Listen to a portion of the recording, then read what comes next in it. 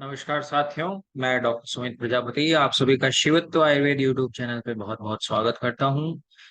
आज का जो लेक्चर होगा वो पिछले वाला जो लेक्चर था उसके आगे का पार्ट है, मायोकार्डियल इस्चीमिया पार्ट 2।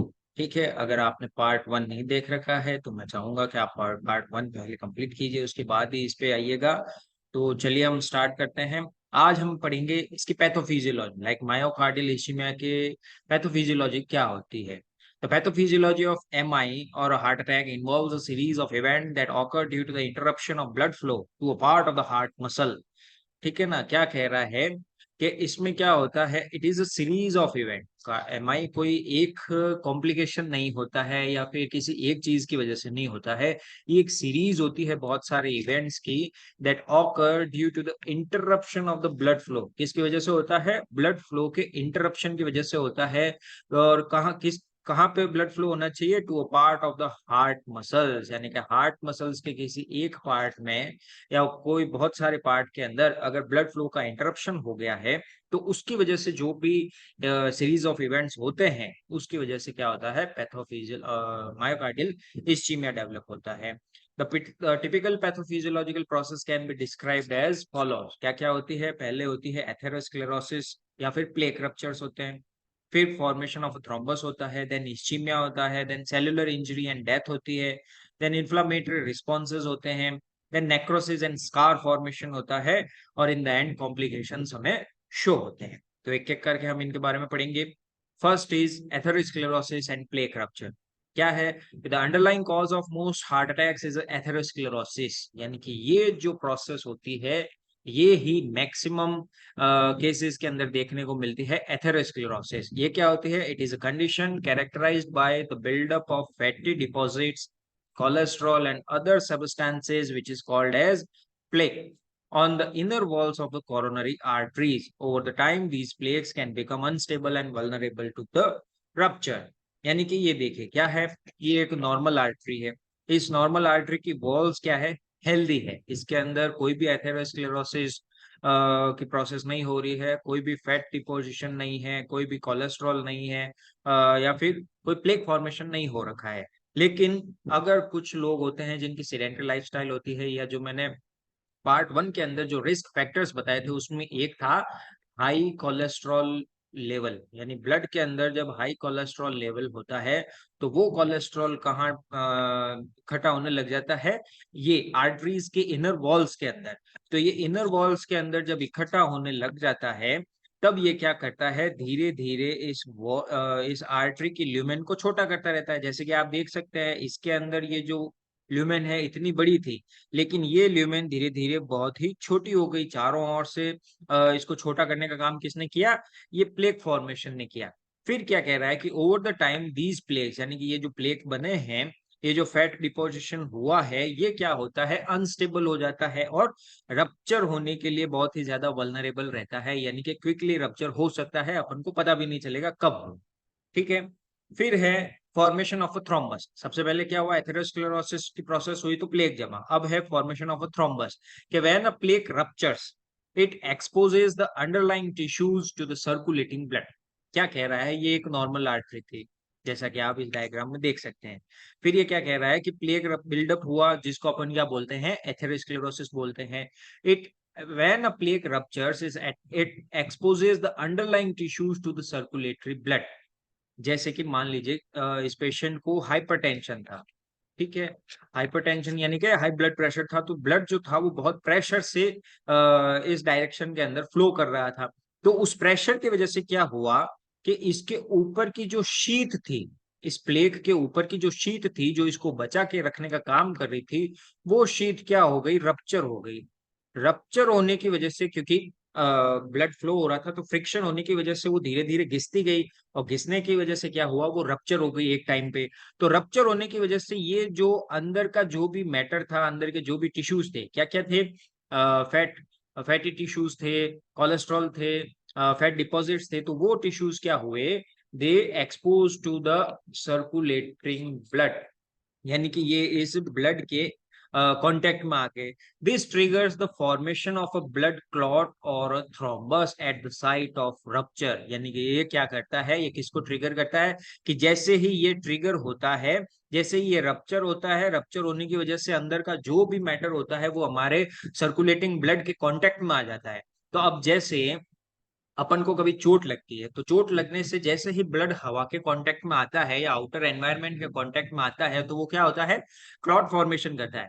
वो प्रोसेस अंदर हो रही है, उसमें ये किसी बाहरी एनवायरनमेंट के कांटेक्ट में नहीं आ रहा है, बल्कि कोई फॉरेन मटेरियल के रूप में क्या है, फैटी डिपॉजिट्स है, कोलेस्ट्रॉल है, यानी कि दूसरे टाइप के टिश्यूज हैं जो कि उस आर्टरी के अंदर नहीं होने चाहिए, वो वहां पे मौजूद होने की वजह से एक्सपोज होते हैं। और एक्सपोज होने से वो क्या होता है, हमारे ब्लड के अंदर, हमारे सर्कुलेटरी सिस्टम के अंदर क्लॉटिंग प्रोसेस स्टार्ट हो जाती है। तो उसी क्लॉटिंग प्रोसेस की वजह से क्या होता है, ये एक थ्रोम्बस फॉर्मेशन होने लग जाता है। और धीरे धीरे ये थ्रोम्बस क्या होता है, बढ़ जाता है। कहते हैं क्लॉट कैन पार्शियली और completely block the affected coronary artery. अब ये चीज कहीं भी हो सकती है, लेकिन अगर कोरोनरी आर्टरी के अंदर होती है तो ही ये एमआई डेवलप करती है। अब ये क्या है, इसके कट सेक्शंस है, ये इसके लॉन्गिट्यूडिनल सेक्शंस थे, ये इसके कट सेक्शंस है। ये हेल्दी आर्टरी है, ये क्या था, प्लेक फॉर्मेशन हो रखा था, एथेरोस्क्लेरोसिस था, लेकिन ब्लड प्रेशर हाई होने की वजह से क्या हुआ, ये इसकी जो कवरिंग शीट थी वो रप्चर हो गई। रप्चर होने की वजह से ये मटेरियल क्या हुआ, इसके कांटेक्ट में आ गया, ब्लड के कांटेक्ट में आने से फिर वो क्या हो गया, ब्लड का क्लॉट फॉर्मेशन होने लग गया। तो इसने क्या किया, ये आर्टरी को या तो पार्शियली ब्लॉक कर दिया या फिर कंप्लीटली ब्लॉक कर दिया।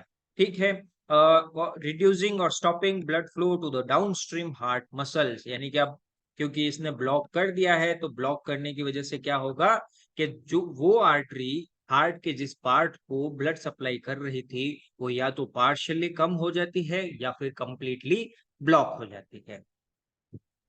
तीसरा पार्ट होता है इस्चीमिया, कि with the blockage of coronary artery. पहले पार्ट के अंदर क्या हुआ, एथेरोस्क्लेरोसिस हुआ, फिर क्या हुआ, रप्चर हुआ। अब क्या हुआ, रप्चर होने के बाद में उसने कोरोनरी आर्टरी को ब्लॉक कर दिया या फिर पार्शियली ब्लॉक कर दिया। तो अब क्या हो रहा है, ischaemia. With the blockage of coronary artery, blood flow to the specific area of the heart is significantly reduced or completely cut off। ठीक है, कि क्या था, हार्ट मसल्स थी, हार्ट मसल्स के स्पेसिफिक पार्ट को बहुत सारी कोरोनरी आर्टरीज की जो ब्रांचेस होती है वो ब्लड सप्लाई करती है। तो उनमें से किसी भी ब्रांच के अंदर अगर ये ब्लड क्लॉट का फॉर्मेशन हो जाए, थ्रोम्बस फॉर्मेशन हो जाए, तो वो क्या करेगा, उस स्पेसिफिक पार्ट, हार्ट मसल्स के उस स्पेसिफिक पार्ट को जो ब्लड सप्लाई होगी वो या तो पार्शियली ब्लॉक हो जाएगी या फिर कंप्लीटली कट ऑफ यानी रुक ही जाएगी। This results in ischaemia. इसकी वजह से क्या होता है, इस्चीमिया होता है, which means there is an inadequate supply of oxygen and nutrients to the heart cells in that region। अब क्योंकि ब्लड फ्लो हो ही नहीं रहा है उस पार्ट के अंदर, तो इसीलिए वहां क्या होगा, ऑक्सीजन की प्रॉपर सप्लाई नहीं होगी। और प्रॉपर सप्लाई के ऑक्सीजन के साथ साथ में और किसकी सप्लाई नहीं होगी, न्यूट्रिएंट्स की सप्लाई नहीं होगी, तो वो हार्ट मसल्स प्रॉपर तरीके से काम नहीं करेगी।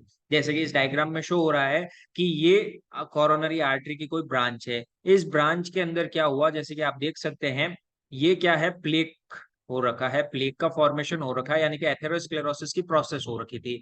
अब हाइपरटेंशन की वजह से वो प्रक्रिया हुई कि ये जो इसकी आउटर शीट थी वो रप्चर होने की वजह से इसके अंदर का मैटर सारा एक्सपोज हो गया।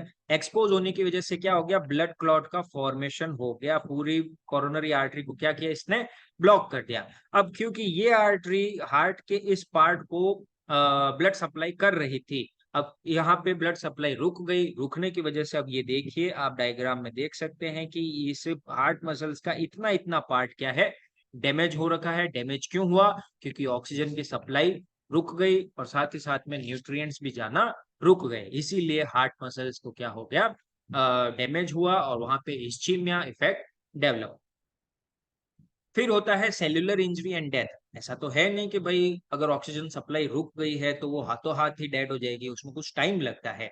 हाँ, अगर कंप्लीटली ब्लॉक हो जाए तो ये प्रोसेस जो होगी वो क्विकली हो सकती है, लेकिन अगर पार्शियली ब्लॉक है तो इसका मतलब है कि उसको थोड़ी बहुत ब्लड सप्लाई हो रही है लेकिन अमाउंट कम है। सो फोर्थ पार्ट होता है सेल्यूलर इंजरी एंड डेथ, कि विदाउट ऑक्सीजन एंड न्यूट्रिएंट्स, क्योंकि कंप्लीट ब्लॉक हो चुकी है तो ऑक्सीजन भी नहीं है, न्यूट्रिएंट्स भी नहीं है, the heart muscle cells which are called cardiomyocytes वो क्या होती है, in affected area begin to suffer from cellular injury, यानी कि जो हेल्दी हार्ट मसल्स होती है वो उनके ब्लड सप्लाई रुक जाती है या कम हो जाती है, तो फिर उनमें सेल्यूलर इंजरी स्टार्ट हो जाती है due to lack of oxygen and the nutrients. This injury leads to a series of biochemical and metabolical changes in that cells. तो इस ऑक्सीजन की कमी की वजह से और न्यूट्रिएंट्स की कमी की वजह से उन मसल्स के अंदर, उन मसल सेल्स के अंदर बहुत सारी biomechanical, biochemical and metabolic changes देखने को मिलते हैं। कि ये हार्ट मसल, ये हार्ट का आउटर पार्ट जैसे कि शो हो रहा है,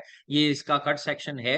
तो मान लीजिए इस कोरोनरी आर्टरी के अंदर क्या हुआ, ब्लॉकेज हो गया। ब्लॉकेज होने से ये आर्टरी इस जिस पार्ट को भी ये ब्लड सप्लाई करेगी, उस पार्ट के अंदर क्या होगा, धीरे धीरे ब्लड क्लॉट का फॉर्मेशन हो जाएगा। ब्लड क्लॉट फॉर्मेशन होने की वजह से ऑक्सीजन सप्लाई रुक जाएगी, न्यूट्रिएंट्स रुक जाएंगे।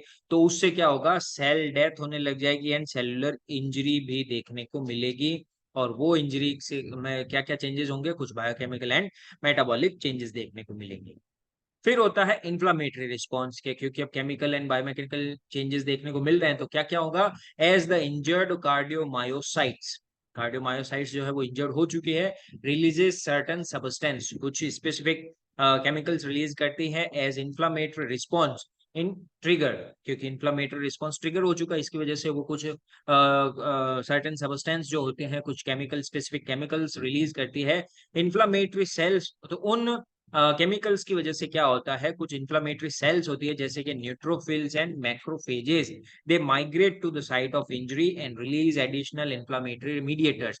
जैसे कि एक नॉर्मल इन्फ्लामेटरी प्रोसेस होती है कि मान लीजिए आपको कहीं चोट लगी, तो चोट लगने की वजह से वहां पे क्या होता है, इन्फ्लामेटरी रिएक्शंस होती हैं। इन्फ्लामेटरी रिएक्शंस में क्या होता है, कुछ ऐसे केमिकल्स निकलते हैं जो कि हमारी बॉडी में न्यूट्रोफिल्स और मैक्रोफेजेस को क्या करते हैं, अपनी तरफ अट्रैक्ट करते हैं। न्यूट्रोफिल्स एंड मैक्रोफेजेस को अपनी तरफ अट्रैक्ट करते हैं और वो वहां जाकर के कुछ और इन्फ्लामेटरी मीडिएटर्स रिलीज करते हैं, ताकि वो साइट्स जो है वहां पे इन्फ्लामेशन हो सके, उस प्रोसेस को वो क्विक करते हैं। तो वो का वो रिस्पॉन्स यहाँ भी होगा, वहां भी ऑक्सीजन सप्लाई बंद हो चुकी है, सेल जो है वो डेड होने लग गई है, तो फिर वहां पे इन्फ्लामेटरी प्रोसेस स्टार्ट हो गई है, जिसकी वजह से न्यूट्रोफिल एंड मैक्रोफेजेस जो है वो वहां पे माइग्रेट करना स्टार्ट हो गई है। जैसे कि ये हार्ट मसल्स है, हार्ट है, इस हार्ट की किसी एक पार्ट के अंदर सेल्यूलर इंजरी हुई, सेल्यूलर इंजरी की वजह से ये न्यूट्रोफिल्स या फिर मैक्रोफेजेस जो होगी, वो हमारे ब्लड से निकल करके या हमारी पूरी बॉडी के अंदर जहां भी होगी, वो वहां से निकल करके उस इंजर्ड कार्डियोमायोसाइट्स की तरफ भागेगी और वहां पे अपना इन्फ्लामेटरी रिस्पॉन्स शो करेगी।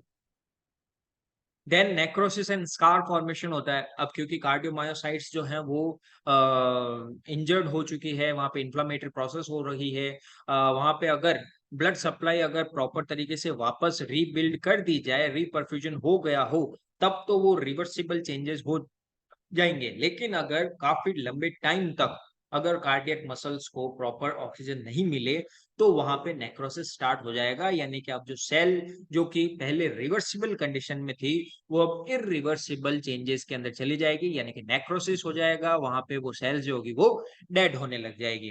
तो उसके अंदर क्या होता है कि प्रोलॉन्ग्ड इस्चीमिया, कि लंबे टाइम तक इस्चीमिया हो रखा है, and cellular injury eventually lead to irreversible damage and death of the affected cardiomyocytes. क्योंकि क्या है कि कार्डियोमायोसाइट्स है, जैसे कि मान लीजिए ये कोई कार्डियक मसल्स की सेल है।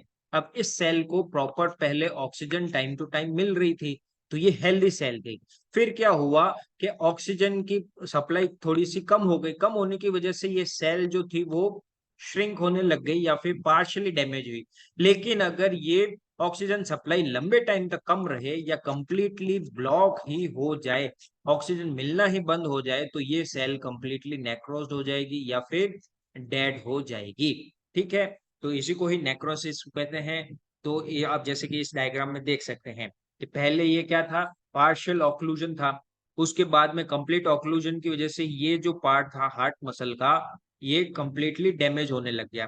ठीक है, यहां तक तो फिर भी क्या था कि रिवर्सिबल चेंजेस थे कि वापस कार्डियक मसल्स जो हैं वो वापस हेल्दी स्टेट के अंदर जा सकती है। लेकिन अगर यहाँ पे उसका इलाज नहीं किया जाए या उस कोरोनरी आर्टरी से वापस रीपरफ्यूजन स्टार्ट न हो, तो फिर वो क्या होगी, एनोक्सिया की कंडीशन होगी, यानी कि ऑक्सीजन सप्लाई प्रॉपर तरीके से ब्लॉक हो चुकी है। तो उसकी वजह से ये क्या होगा, ये जो मसल्स होंगी, ये हेल्दी मसल्स कंप्लीटली डेड होने लग जाएगी, नेक्रोसिस होने लग जाएगी। और धीरे धीरे, जैसे कि आपको भी पता है कि अगर हमें कहीं चोट लगती है, तो चोट लगने के बाद में वहां की स्किन जो होती है वो स्कार फॉर्मेशन करती है। वो प्रोसेस इसमें हो रही है कि ये जो मसल्स हैं वो डेड हो गई, तो डेड होने की वजह से अब ये क्या करेगी, स्कार फॉर्मेशन करेगी हार्ट मसल्स के अंदर। तो इसको अपन क्या बोलते हैं, नेक्रोसिस एंड स्कार फॉर्मेशन। ठीक है, अब आगे चलते हैं कि द एक्सटेंट ऑफ नेक्रोसिस, कि नेक्रोसिस किस हद तक हुआ है, इट डिपेंड्स ऑन फैक्टर्स, कुछ फैक्टर्स पर डिपेंड करता है, such as the duration of the occlusion, कि जो कोरोनरी आर्टरी ब्लॉक हुई है वो कितने टाइम तक ब्लॉक रही, कि 1 मिनट ब्लॉक रही या 1 घंटे तक ब्लॉक रही। ठीक है, the size of the block vessel, कि जो आर्टरी, कोरोनरी आर्टरी ब्लॉक हुई थी उसकी साइज क्या थी, कि मान लीजिए अगर मेजर कोरोनरी आर्टरी थी जो कि बहुत बड़ी थी वो ब्लॉक हुई, तो फिर नेक्रोसिस के चांसेस ज्यादा रहते हैं। या फिर कोई माइन्यूट सी ब्रांच ही ब्लॉक हुई तो नेक्रोसिस के चांसेस कम हो जाते हैं। And the presence of the collateral blood flow, collateral blood flow क्या होता है कि जैसे कि ये कोई हार्ट मसल्स का पार्ट है, ठीक है, ये हार्ट मसल्स का कोई पार्ट है। अब मेन कोरोनरी आर्टरी से यहाँ पे ब्लड फ्लो हो रहा है, ठीक है, मेन कोरोनरी आर्टरी से। तो बहुत बार क्या होता है कि हमारी बॉडी के अंदर बहुत सी कोलेटरल्स होती है, यानी कि मेन आर्टरी से ही कुछ हल्की फुल्की ब्रांचेस निकलती है, या फिर मेन आर्टरी से नहीं निकल के किसी दूसरी आर्टरी से यहाँ पे कोई छोटी सी एक ब्रांच निकलती है। तो वहां से भी ब्लड सप्लाई प्रॉपर होती रहती है, लेकिन कम मात्रा में होती है। तो अगर ये मेन आर्टरी ब्लॉक हो जाएगी तो मैक्सिमम पार्ट इसका ब्लड का जो होगा वो प्रॉपर जाएगा नहीं, तो ये हार्ट मसल्स डैमेज होगी। लेकिन क्योंकि कोलेटरल आर्टरी इसके अंदर प्रेजेंट है, तो दूसरी आर्टरी से ब्लड फ्लो इसके अंदर थोड़ी थोड़ी मात्रा में होता रहेगा, तो ये मसल्स क्या होगी, जीवित रह सकती है। तो इस कोलेटरल ब्लड फ्लो के प्रेजेंस के ऊपर भी डिपेंड करता है कि नेक्रोसिस किस हद तक होगा, क्योंकि अगर कोलेटरल ब्लड फ्लो है तो ऑब्वियस सी बात है कि जो डैमेज होगा वो थोड़ा सा कम होगा। तो क्या क्या फैक्टर्स होंगे, duration of the occlusion, size of the blood vessels and presence of the collateral blood flow. फिर over the time necrotic tissues is replaced by scar tissues। ठीक है, जैसे कि इस डायग्राम में आप देख सकते हैं कि ये नेक्रोटिक टिश्यूज थे, यानी कि डेड हो चुके थे। अब डेड होने के बाद में ऐसा तो है नहीं कि जैसे कि हमारी स्किन पे ऊपर क्या होता है कि सेल्स अगर डेड हो गई तो उसके बाद में स्कार फॉर्मेशन होता है। जो डेड सेल्स होती है वो निकलती है और उसकी जगह पे हार्ड सेल्स जो होती है, या स्कार फॉर्मेशन करने वाली जो सेल्स होती है वो जम जाती है।